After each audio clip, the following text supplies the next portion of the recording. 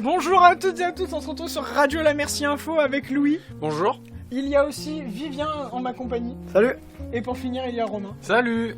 Et du coup, moi c'est Yann, je me suis pas présenté. Donc aujourd'hui, on va vous parler d'un sujet d'actualité qui touche les jeunes. Donc c'est un sujet qui va être en rapport avec le jeu vidéo.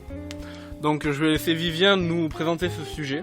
Moi je vous parlais du coup d'un sujet d'actualité avec CD Projekt Red qui a sorti un jeu vidéo qui se nomme Cyberpunk 2077 et qui a eu des répercussions sur Twitter et sur la bourse de l'entreprise.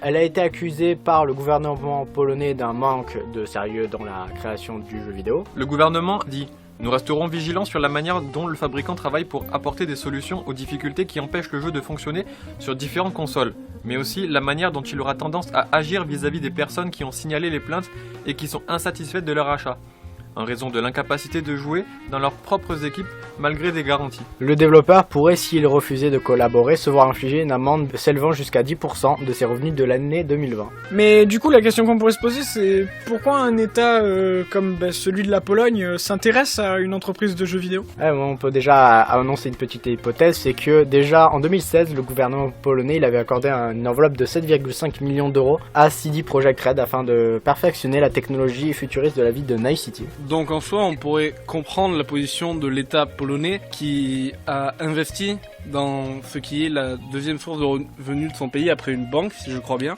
Ouais. Et je comprends en soi pourquoi ils sont déçus du résultat, mais de là à engager les procédures, je trouve ça un peu trop gros. Ouais, après, c'est... je peux comprendre totalement comme tu dis oui, et en plus, l'autre fois on en parlait, Vivien, et tu nous avais dit que le jeu Cyberpunk a été retiré des plateformes PS4 avant les fêtes de Noël. Ça pique un peu pour l'entreprise, j'imagine. Surtout qu'ils ont dû rembourser les joueurs. Après sur Steam, ça reste quand même ça fait depuis déjà un petit mois déjà, depuis décembre, que c'est le jeu quand même le plus vendu de Steam. Donc c'est quand même une grosse plateforme, un gros jeu. Après, quand on joue sur PC, il y a plusieurs avantages, je crois. Déjà, la gamme de jeux, il y en a beaucoup plus. Alors que sur les consoles comme la PS4 et la Xbox, là où il y a la plupart des bugs, si je ne m'abuse, même si le jeu est nouveau et qu'il va sûrement avoir des patchs pour les bugs, là c'est quasiment injouable. Personnellement, j'ai déjà essayé, c'est injouable. Je comprends pourquoi ils ont voulu retirer le PlayStation Store pour peut-être aussi la marque PS4. Déjà en CD Projekt Red, quand elle avait sorti donc The Witcher, la toute première version, elle a déjà été énormément critiquée pour le bug qu'il y avait dedans. Donc on peut se dire que ça va encore suivre la même suite d'événements, parce que voilà, du coup maintenant pour beaucoup de gens, The Witcher ça reste quand même le MMORPG de la génération. Ouais, après par exemple je pense, et je pense qu'on en mettra un extrait, il y a un extrait qui m'a fait beaucoup rire d'un des bugs de Cyberpunk, je sais plus comment il s'appelle le youtubeur qui avait fait ça, mais c'est en gros il y a un PNJ, un personnage non joueur, qui est dans un fauteuil roulant, et il lui met un coup, et en fait le mec il commence à partir en courant alors qu'il était dans un fauteuil roulant en mode il est paraplégique, tétraplégique ou je ne sais quoi. Et en fait ça a fait, il y a eu plein de gens qui ont eu ce même bug et ça a fait le tour de Twitter, ça a fait le tour de tout, et c'est devenu un mème très rigolo. Donc on pourrait aussi se poser une autre question, qui est celle de est-ce que les pays ont un rôle à jouer ou non dans le jeu vidéo ? Là on voit clairement qu'il y a des procédures qui ont été engagées, mais c'est le pays, il pense d'abord à son image. C'est pas vraiment, en soi c'est pas vraiment le pays, c'est surtout pour l'organisation, c'est l'Institut de protection des consommateurs qui avait commencé à faire une enquête. Je savais pas. Okay. Après, eux ils ont commencé à faire une enquête, mais je pense que, étant donné que c'est la boîte de jeux vidéo la plus connue du pays, ouais, qui d'ailleurs fait face à des boîtes comme Activision, comme Ubisoft, Ubisoft qu'on a en France, ça doit embêter un peu un État de voir que le jeu fraîchement sorti de leur pays, ils plaisent pas au monde entier et que les gens ils préfèrent se rabattre sur des jeux comme Cold War qui, malgré les bugs, malgré les problèmes de texture sur les old gen, donc Xbox One et PS4, les gens ils continuent et ils critiquent pas parce que la communauté est différente, tout ça quoi.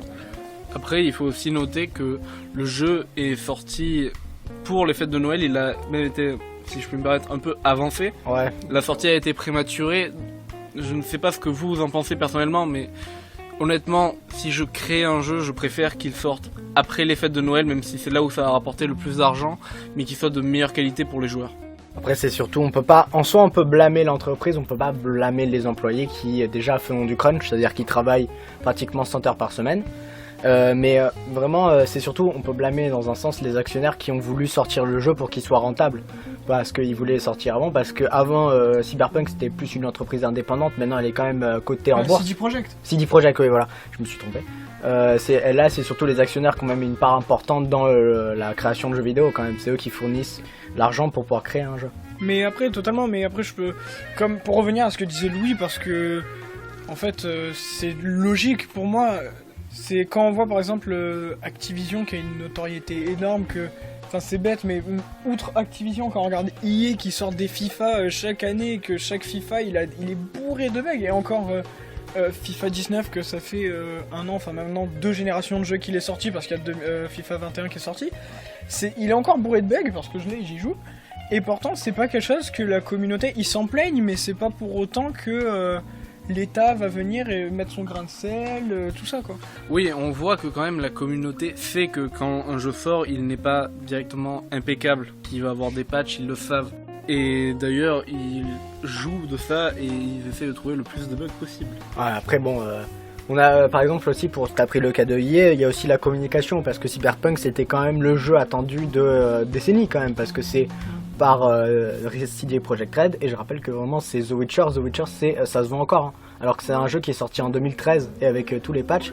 Le jeu, même sans patch, il y a au moins une quarantaine d'heures de jeu minimum à se c'est faire. peu, c'est très peu, ça c'est en quarantaine ligne droite. Personnellement si on fait que les missions principales, mais je sais qu'il y en a beaucoup qui aiment farmer, qui aiment faire le jeu en any %, donc faire tout le jeu en entier.